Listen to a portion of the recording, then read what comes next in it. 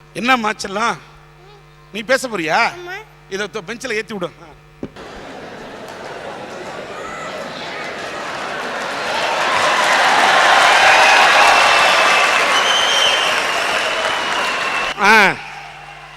எல்லாருக்கும் இந்த தேனிமோட அன்பான வணக்கம்.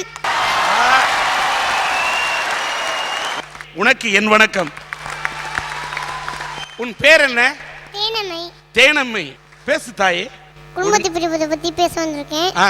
இங்க என்னன்னா பணத்தை தேடி வந்து கஷ்டப்பட்டுருக்காங்க. அம்மா அப்பா மனைவி கஷ்டப்பட்டுருக்காங்க. அவங்களுக்கு கஷ்டமா என்னன்னு தெரியாது, எனக்கு கஷ்டமா இருக்கு. ஏன் கூட தாத்தா பாட்டி இல்லைன்னாலே கஷ்டமா இருக்கு.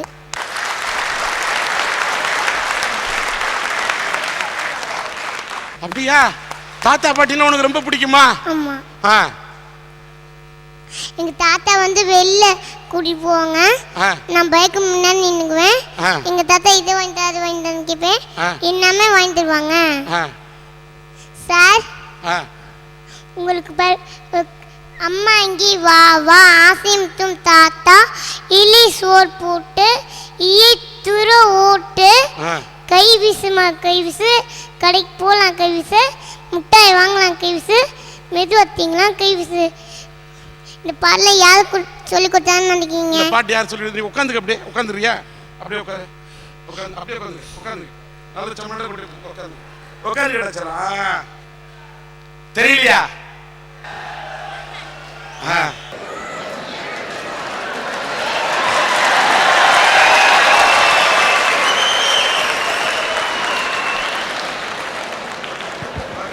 தாத்தா தாத்தா நீ வா தாத்தா, நம்ம யானை விளையாட்டு விளையாடலாம்.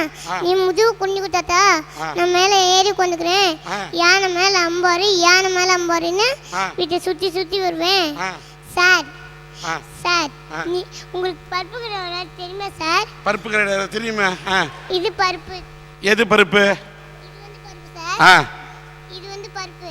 இது குழம்பு. இது காய். இது குழம்பு. இது கூட்டு. இப்படிலாம் சொல்லி சின்ன பிள்ளையா இருக்கும்போது தாத்தா கதை பாட்டி கதையெல்லாம் சொல்லி ஊட்டுவாங்க. சின்ன பிள்ளையா இருக்கும்போது ஊட்டுவாங்க.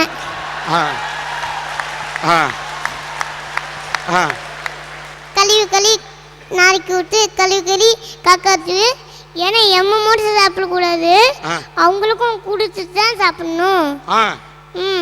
எல்லாரும் கொடுத்துருந்தா சாப்பிடணுமா? ஆமா. சரி. எனக்கு ஊர்லலாம் ஃப்ரெண்ட்ஸ் எல்லாம் இருக்காங்க. கண்ணாமூச்சிலாம் விளையாடலாம், ஓடி பிடிச்சி விளையாடலாம். ஆனா இங்க வந்து அதெல்லாம் எனக்கு மறந்து போச்சு. இங்க வந்து உன்னால விளையாட முடியல துபாயில? அப்படி இங்க வந்து எனக்கு மறந்து போச்சு. மறந்து போச்சு அதெல்லாம்? எங்க அம்மாட்ட கேட்பேன். எங்க அம்மா சொல்லுவாங்க இப்படி கையை அமைச்சு கம்ப்யூட்டர் விளையாட சொல்லுவாங்க. சார் நீங்களும் சொல்லுங்க சார், கம்ப்யூட்டர் கண்ணாமூச்சி தான் விளையாடணுமா இல்லை ஓடி பிடிச்சி விளையாடணுமா? சபாஷ்.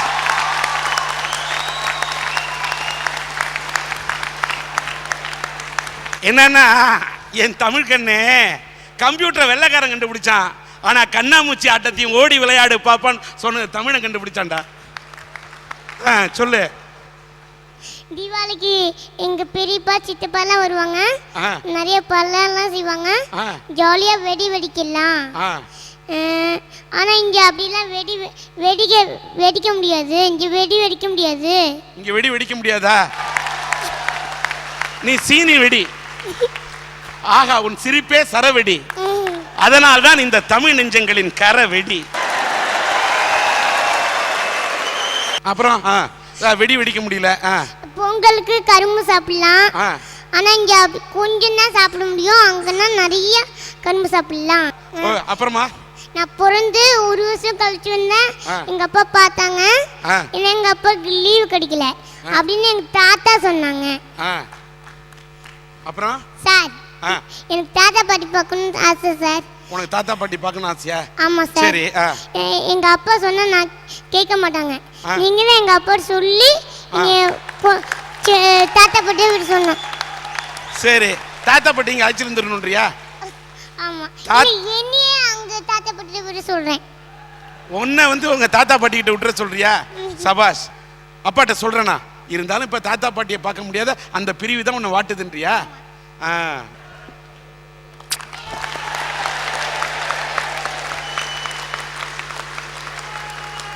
இந்த குழந்தை இவ்வளவு அழகா பேசுது. இதை பார்த்து இந்த பேச்சு பேசிக்கும் போது இந்த குழந்தை முகத்தை பார்த்தா இவ்வளவு சிரிப்போடு வாழ்ந்துட்டு இருக்கு. இங்க பேசி இது படைச்சது சாதனைன்னு நினைக்கிறோம். ஆனா உள்ளுக்குள்ள ஒரு பெரிய வேதனை இருக்கு. இந்த குழந்தைக்கு என்னன்னா, இதோடைய கிட்னியில கொஞ்சம் ப்ராப்ளம், சிறுநீரகத்தில் பெரிய வீக்கம். அதுக்கு என்னென்னமோ ஆப்ரேஷன் பண்ணி என்னென்னமோ போராடுறாங்க அவங்க வீட்டில். அவங்க அப்பா அம்மாட்ட கேட்டாக்கா இந்த குழந்தை மேலே உயிரே வச்சிருக்கிறாங்க.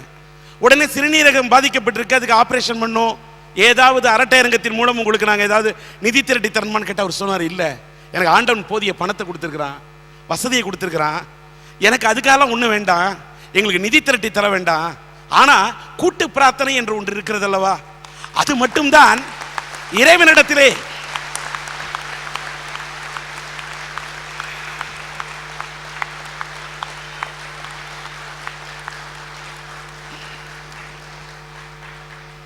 இறைவனிடம் கையேந்துங்கள் அவன் இல்லை என்று சொல்வதில்லை என்று ஒரு பாடலில் நாகூர் அனிஃபா அவர்கள் பாடுவார்கள்.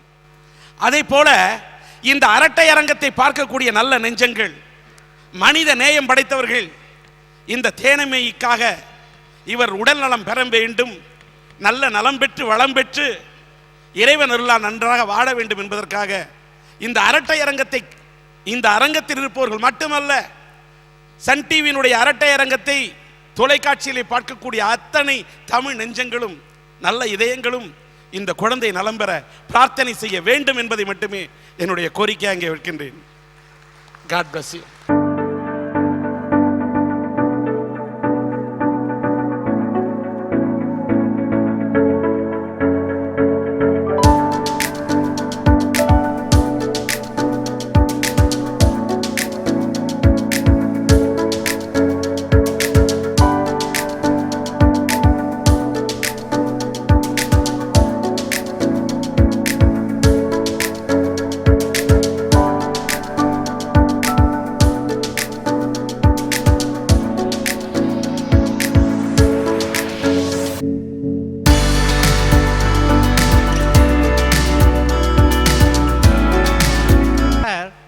கண்ணில்லாத ஒரு 3 பேர்கிட்ட யானையை தொட்டு பார்த்து எப்படி இருக்குடான்னு சொல்ல சொன்னாங்க. ஒருத்தன் யானையோட காதை தொட்டு பார்த்து யானை முறம் மாதிரி இருக்குன்னா, இன்னொருத்தன் யானையோட காலை தொட்டு பார்த்து யானை மரம் மாதிரி இருக்குன்னா, மூணாவது யானையோட வாழை தொட்டு பார்த்து யானை பாம்பு மாதிரி இருக்குன்னா, யானையை சரியா பார்க்காம ஒவ்வொருத்தரும் தன்னுடைய குறுகிய பார்வையில பட்டதை பார்த்து சொன்னாங்க. அதே மாதிரி தான் இங்க ஒருத்தர் நட்பை பிரிஞ்சதால சோகம் சார், காதலை பிரிஞ்சதால ரொம்ப சோகம் சார், குடும்பத்தை பிரிஞ்சதால ரொம்ப சோகம் சார் அப்படின்னு பேசினாங்க. ஐயா, எனக்கு நட்பு, குடும்பம், காதல், கல்வி, கலை, உயிர், உடல், உணர்வு அத்தனையும் தந்த தாய் மண்ணை பிரியறது தான் சார் மிக அதிகமான வேதனை. ஓகே ஐயா, மனுஷன்றவன் சொல்லுங்க பிச்சு. கண் இல்லாதவங்க யானையை அப்படி பார்த்தாங்க இப்படி பார்த்தாங்கன்னு சொன்னார். கண் இருக்கவங்க கூட கண்ணில்லாத ஒரு நபர்கிட்ட சொல்றத ஒழுங்கா சொன்னா அவருக்கும் புரியும். ஒரு குழந்தை பால் குடிச்சு விக்கி இறந்து போச்சு. உடனே கண்ணில்லாத நண்பர் கேட்டாரு, என்ன ஆச்சு அந்த குழந்தைக்குன்னாரு. பால் குடிச்சு இறந்து போச்சு. உடனே இவர் கேட்டாரு, பால் எப்படி இருக்கும்? வெள்ளையா இருக்கும். வெள்ளைன்னா கொக்கு மாதிரி இருக்கும். கொக்கு எப்படி இருக்கும்னாரு. நம்ம நண்பர் கையை காமிச்சாரு, இப்படி இருக்கும்னாரு. இவ்வளவு நீளம் வாய்க்குள்ள போனா குழந்தை இறந்து தானே போகும்னாரு அவர். எதையுமே சொல்ற விதத்துல சொல்லணும், இல்லைன்னா பிரச்சனைன்னு சொல்ல வரீங்க. ஐயா, நாட்டில் இன்னைக்கு எதுல இல்லை சார் வேதனை? ஒவ்வொருத்தனுக்கும் ஒவ்வொரு விஷயத்துல வேதனை. அழகான பொண்ணு அண்ணான்னு சொன்னா வேதனை, அட்டு ஃபிகரு அத்தான்னு சொன்னா வேதனை, வீட்டில் இருக்க தங்கச்சிக்கு கல்யாணம் ஆகலன்னா வேதனை, ஐஸ்வர்யா ராய்க்கு கல்யாணம் ஆயிடுச்சேன்னு வேதனை. உங்களுக்கு கல்யாணம் ஆயிடுச்சா? ஆயிடுச்சு. இல்ல, நீங்க ஐஸ்வர்யாக்கு கல்யாணம் ஆயிடுச்சே வேதனைன்னு சொன்னோன்னே ஏதோ அபிஷேக பச்சன் ஸ்டைல்ல இப்படிலாம் ட்ரெஸ் பண்ணிட்டு வந்துடும் பயந்து போயிட்டேன். அழகான பொண்டாட்டி குண்டாயிட்டா வேதனை, அழகான காதலி உண்டாயிட்டாலும் வேதனை. ஐயா, பரீட்சையில பாஸ் மார்க் இல்லைன்னா வேதனை, தெருமுனையில டாஸ்மார்க் இல்லைனாலும் வேதனை. இந்தியாவில தான் டாஸ்மார்க்னா இங்க வந்து டாஸ்மார்க்கா? ஓகே. விசிட் விசால வந்து வேலை கிடைக்கலனா வேதனை, வேதனை கிடைச்சும் சம்பளம் கிடைக்கலனா இன்னும் வேதனை. என் தாய் மண்ணில் வாழ்கிற வாழ்க்கையில மொழி சண்டை, ஜாதி சண்டை, மத சண்டைன்னு ஆயிரம் பிரச்சனைகள் இருந்தாலும் அந்த வாழ்க்கையில ஒரு உயிர் இருக்கு, ஒரு ஜீவன் இருக்கு. ஆனால் இந்த வெளிநாட்டில் வாழும் வாழ்க்கையில் ஒரு செயற்கை இருக்கு சார், ஒரு வெறுமை இருக்கு. ஐயா, ஒரு சிலவங்க சொல்றாங்க, உனக்கு என்னையா வேதனை, நாட்டில் விஞ்ஞானம் எவ்வளவோ வளர்ந்தாச்சு, கம்ப்யூட்டர் எவ்வளோ வந்தாச்சு, டெலிஃபோன் எல்லாம் வந்தாச்சு, ஒரு 3 தினம் கொடுத்தினா இன்டர்நெட்டில் குடும்பத்தோட என்ன கடவுளோடைய சேட்டிங் பண்ணிடலாம் அப்படின்னு சொல்கிறாங்க. ஐயா, என் தாய் நாட்டில் கிடைக்கிற சில விஷயங்களை நான் சொல்கிறேன். மார்கழி மாதத்து குளிர், தாலாட்டாய் ஒலிக்கும் சுப்பிரபாத இசை, அன்று மலர்ந்த ரோஜாக்கள் போல் அழகான என் தமிழ் பெண்கள், தெருவடைத்த மாக்கோலம், தெவிட்டாத என் தீந்தமிழ், என் வீட்டு ஜன்னல் கம்பிகளில் உட்கார்ந்து உடற்பயிற்சி செய்யும் சிட்டுக்குருவிகள், பாடி முடித்த பறவைகளுக்கு தாலாட்டாய் மரம் தட்டும் கிளைகள். என் தாய் நாட்டில் இப்படி ரசிக்கிறதுக்கும் உயிர் வரை சிலிர்க்கிறதுக்கும் ஆயிரம் விஷயம் இருக்கு சார். அத்தனை விஷயமும் நான் சுவாசிக்கிற காத்து வழியா என் உடம்புல இருக்க ஒவ்வொரு செல்லுலையும் உறைஞ்சிருக்கு. என்னங்க சொல்லுங்க. நான் அவரு தாய்நாட்டுல மாக்கோலத்தை பார்த்தாரு, பூக்கோலத்தை பார்த்தாரு, சிட்டுக்குருவியை பார்த்தாரு. ஆனா டீ கடை பெஞ்சில வெட்டியா ஒரு கோஷ்டி இருக்கு, அதை பார்த்தாரா? குழாயடி சண்டியில குடுமைய பிடிக்கான அதை பார்த்தாரா? குடிச்சு போட்டு தெருவில் குப்புற கிடக்கான அதை பார்த்தாரா? அவர் சொன்னதுக்கு ஒரு சின்ன உதாரணம் சொல்றேன். சொல்லுங்க சார். ஒரு பூவும் சாக்கடையும் பக்கத்துல இருந்தது வச்சுங்க. ஒரு வண்டு நேரா வந்து பூல உட்காருது, பூவோட தேனை குடிக்குது, அது வண்டோட ரசனை. ஆனா அதே ஒரு கொசு எடுத்துட்டு வச்சுங்க, நேரா போய் சாக்கடையில உட்காரும், ஏன்னா அது சாக்கடையோட ரசனை. உங்களுக்கு விவரம் அவ்வளவுதானே. இப்ப எங்க ஊர்ல கொசு எல்லாம் வண்டு மாதிரி இருக்கு, 10 கொசு சேர்ந்தா ஆளை பேக்கப் பண்ணிருதுனே. உலகத்திலேயே வேற எந்த நாட்டுக்கும் இல்லாத ஒரு சிறப்பு என் இந்திய தேசத்துக்கு இருக்கு. உலகத்தில் இருக்க மற்ற எந்த நாடை பார்த்தீங்கன்னாலும் ஒன்று மொழியால ஒற்றுமைப்பட்டிருப்பாங்க, இல்ல மதத்தால ஒற்றுமைப்பட்டிருப்பாங்க. இப்போ அமெரிக்காவை எடுத்தீங்கன்னா எல்லாரும் ஆங்கிலத்தில் பேசுவான், பாகிஸ்தான் எடுத்தீங்கன்னா எல்லாரும் உருதுல பேசுவாங்க. ஆனா என் இந்திய தேசத்தில் மட்டும்தான் 415 மொழிகள், 8 விதமான மதங்கள், 25க்கும் மேலான மாநிலங்கள், ஒவ்வொரு மாநிலத்துக்கும் ஒவ்வொரு விதமான கலை கலாச்சாரம்.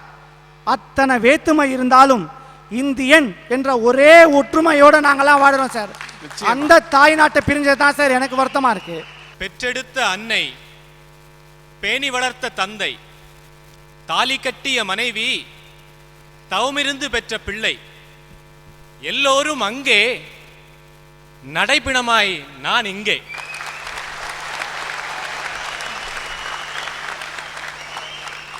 அத்தனை குடும்பத்தையும் கரைக்கு அப்பால் விட்டுவிட்டு கடலை கடந்து இந்த பாலைவன மண்ணிலே தன்னன் தனியாக தவித்துக் கொண்டிருக்கின்றானே லட்சோப லட்சம் தமிழன். அந்த குடும்பத்தை பிரிந்த தன்னன் தனியாக வாடிக்கொண்டிருக்கும் லட்சோப லட்சம் தமிழர்களின் உள்ள குமரல்களை கொட்ட வந்திருக்கின்றேன்.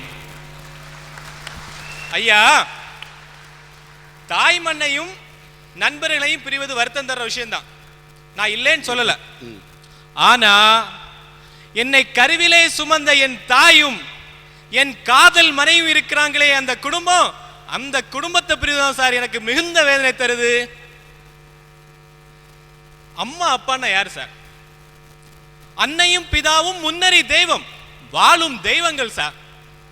சின்ன வயதிலே, வாலிப வயதிலே நாம் தவறுகின்ற பொழுதெல்லாம், தவறி விழுகின்ற போதெல்லாம் தாங்கி பிடித்து தட்டி கொடுத்து நல் வழிகாட்டி இந்த நிலைக்கு ஆளாக்கி விட்டிருக்கிறார்களே, அவங்க தான் சார் அம்மா அப்பா. ஐயா, எனக்கு சின்ன வயசுல ஒரு கெட்ட பழக்கம் இருந்துச்சு சார். சின்ன வயசுல வீட்டுக்கு தெரியாம சிகரெட் பிடிப்பேன். எங்க அம்மாவுடைய உறவினர் ஒருத்தர் சிகரெட் பிடிச்சு கேன்சர்ல செத்து போயிருந்தார். எங்க அம்மாவுக்கு அந்த வேதனை, அந்த மரணத்தினுடைய வேதனை ரொம்ப பாதிச்சு இருந்தது. அப்போ நானும் சிகரெட் பிடிக்கிறேங்கிற விஷயம் எங்க அம்மாவுக்கு தெரிஞ்சு போச்சு, அவ்வளவுதான். ஏற்கனவே அந்த மரணத்தின் வேதனையில் இருந்த எங்க அம்மாவுக்கு நானும் சிகரெட் பிடிக்கிறேன்னு தெரிஞ்ச உடனே ரொம்ப அப்செட் ஆகி போனாங்க, அழுதுட்டே இருந்தாங்க. வீட்டுக்கு போனா வீட்டுல தம்பி தங்கச்சி எல்லாம் அமைதியா இருக்காங்க, எங்க அம்மா மட்டும் அழுதுட்டே இருக்காங்க, என்கிட்ட ஒண்ணுமே பேச மாட்டேங்கிறாங்க. என்னாலையும் போய் சொல்ல முடியல, நான் சிகரெட் அடிப்பேங்கிற விஷயத்த வெளிப்படையா அவங்கள்ட்ட போய் சொல்ல முடியல. நானும் தயங்கி கூனி குறுகி அப்படி வீட்டுல உட்கார்ந்து இருக்கேன். அம்மா சாப்பிடாம படுக்க போயிட்டாங்க, நானும் படுக்க போனேன். எனக்கு தூக்கம் வரல, புரண்டு படுத்தேன். காலையில் ஒரு 5 மணி இருக்கும், தைரியத்தை வளச்சிட்டு அம்மா இனிமேல் நான் சிகரெட் பிடிக்க மாட்டேம்மா அப்படின்னு தைரியமாக சொல்லலான்னு சொல்லி போய் அவங்கள எழுப்புறதுக்கு போனா அப்பவும் அழுதுட்டு இருக்காங்க. அம்மான்னு கூப்பிட்டேன், திரும்பி பார்த்தாங்க, அந்த முகத்தை பார்த்தேன் சார், அந்த கண்களை பார்த்தேன் சார், நான் சிகரெட் பிடிக்கக்கூடிய நெருப்பு தான் அந்த கண்கள்ல தெரிஞ்சு சார். அழுது அழுது அழுது சிவந்த அந்த கண்களை பார்க்கும்போது அன்னைக்கு விட்டேன் சார் அந்த பழக்கத்தை. இன்னைக்கும் யாராவது என் பக்கத்துல சிகரெட் பிடிச்சாங்கன்னா அந்த தீ ஜுவாலையை பார்க்கும்போது எங்க அம்மாவுடைய அழுது சிவந்த கண்கள் தான் சார் ஞாபகம் வரும். இப்படி நான் செய்த தவறுக்கெல்லாம் என்னை திருத்துவதற்காக தன்னை வருத்தி கொண்டு வருந்தினாங்களே, அந்த அம்மாவுடைய பிரிவு தான் எனக்கு மிகுந்த வேதனை தெரியுது சார். ரொம்ப நெஞ்சத்தை தொடரமா இருந்தது. ஒரு தாயுடையது. நீங்களாவது உங்க அம்மாவுக்கு தெரியாம சிகரெட் குடிக்கிறேன்னு சொன்னீங்க, அப்ப குடிச்சிங்க, உங்களை பாராட்டுறேன். இப்பெல்லாம் அப்பா அம்மாவுக்கு முன்னாடியே சிகரெட் குடிக்கிறது ஃபேஷன்னு, பண்பாடு தலை தடுமாறி போயிட்டு இருக்குது. அதெல்லாம் பார்க்கும்போது வேதனைப்படுறேன். ஒரு தாய் வேதனை அடைகிறாளே என்ற காரணத்துக்காக தன் தாயின் கண்ணீரை துடைக்க வேண்டும் என்பதற்காக ஒரு சிகரெட்டை புகையை பிடிக்க கூடாது என்று தன்னை மாற்றிக்கொண்ட உன்னுடைய கரத்தை பார்க்கும்போது நான் என்னுடைய சிறந்தாழ்த்தி உன்னை மதிக்கின்றேன்.